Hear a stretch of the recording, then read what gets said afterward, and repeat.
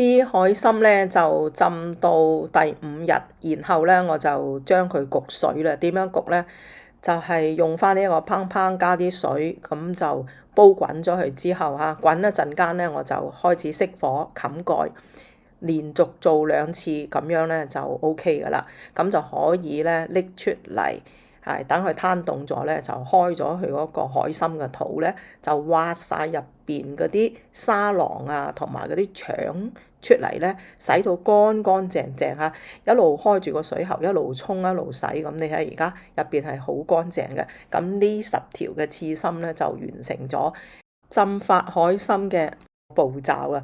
其實一啲都唔複雜，又俾啲心機自己整咧，就真係價廉物美咧。如果喺酒樓食咁樣食一個咁嘅刺身咧，佢哋開價都唔平嘅。其實自己喐手整咧，就真係抵食好多嚇。呢啲咁嘅功夫嗱，阿卡姐就將呢一個嘅連續5日嘅浸泡海參，以至而家已經係清洗乾淨啦，傾乾晒啲水分咧，就每一條嘅刺身獨立用保鮮紙包好佢，好似單凍咁樣，咁啊放落一個密實盒嗰度咧，就擺落去冰格。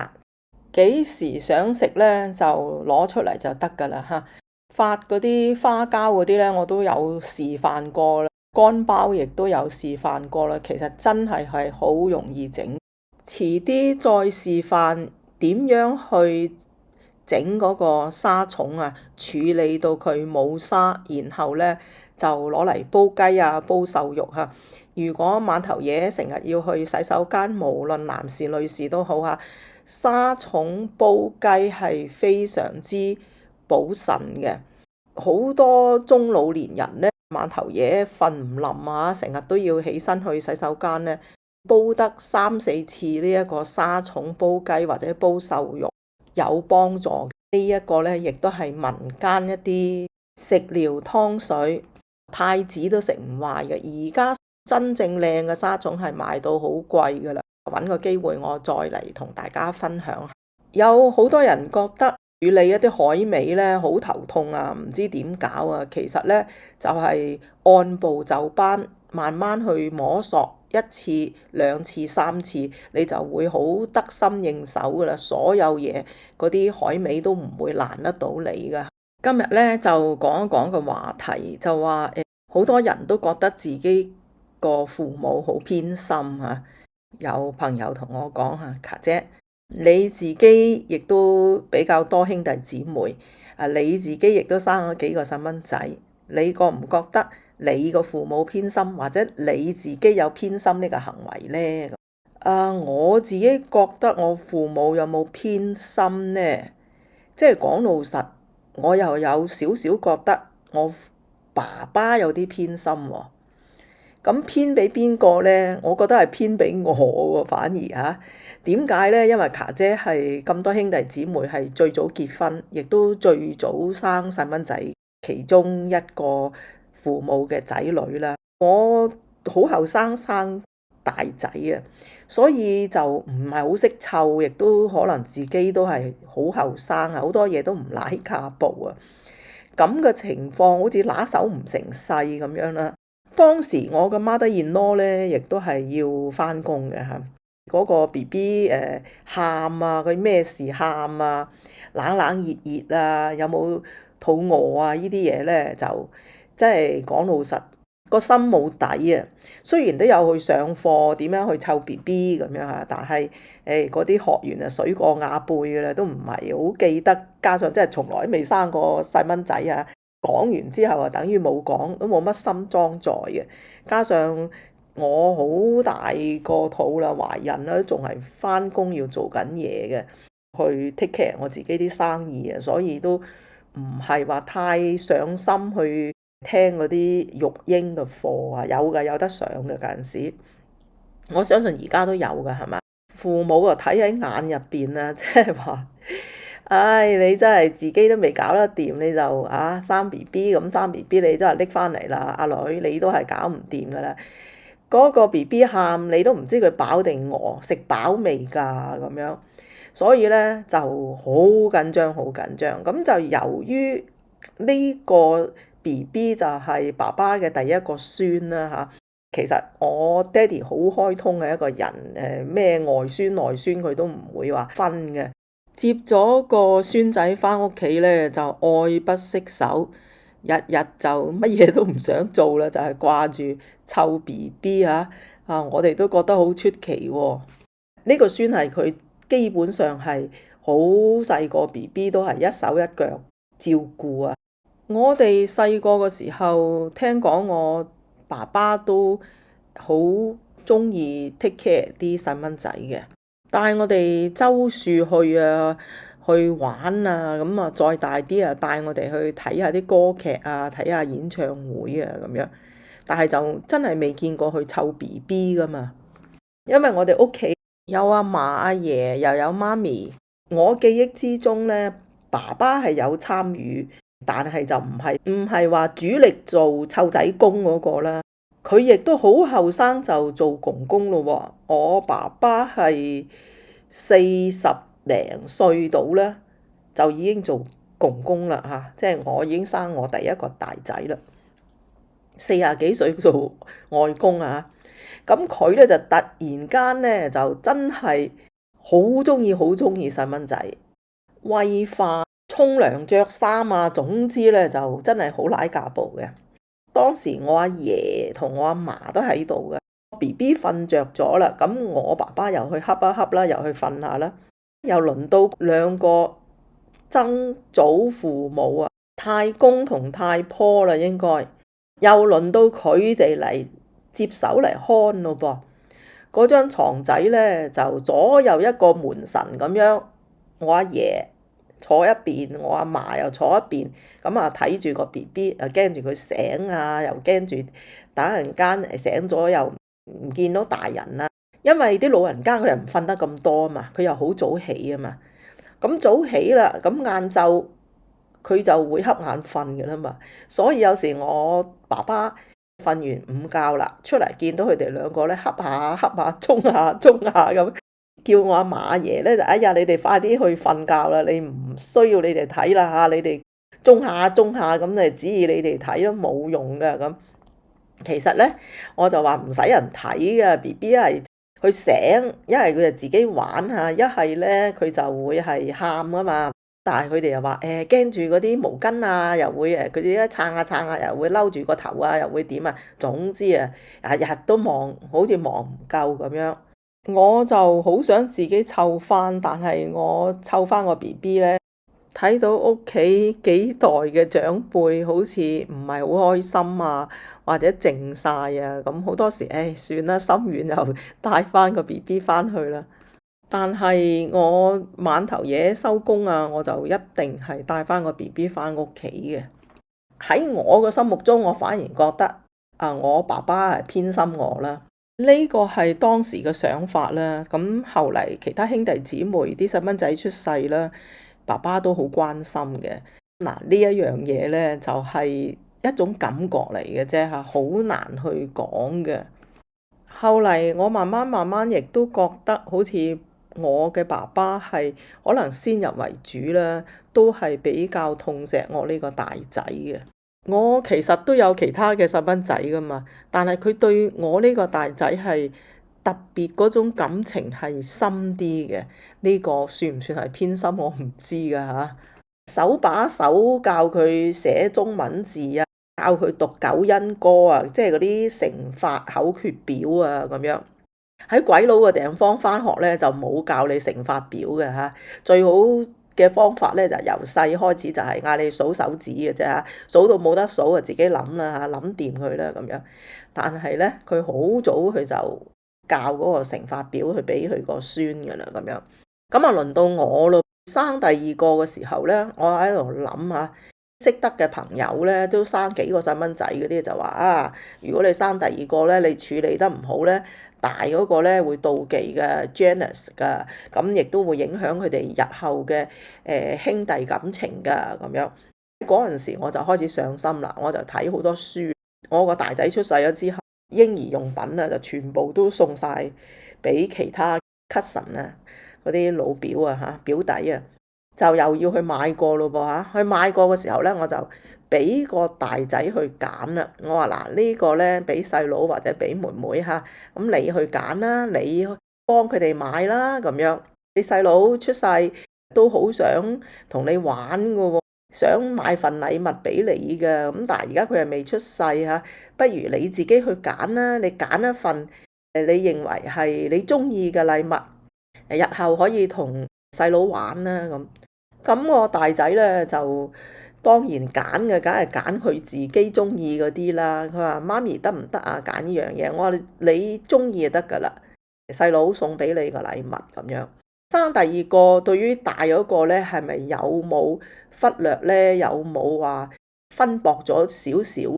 我盡量係希望唔好分薄嘅愛，盡量好錫佢咯。同埋佢係第一個仔，咁始終係先入為主啊嘛，盡量做到呢一樣嘢。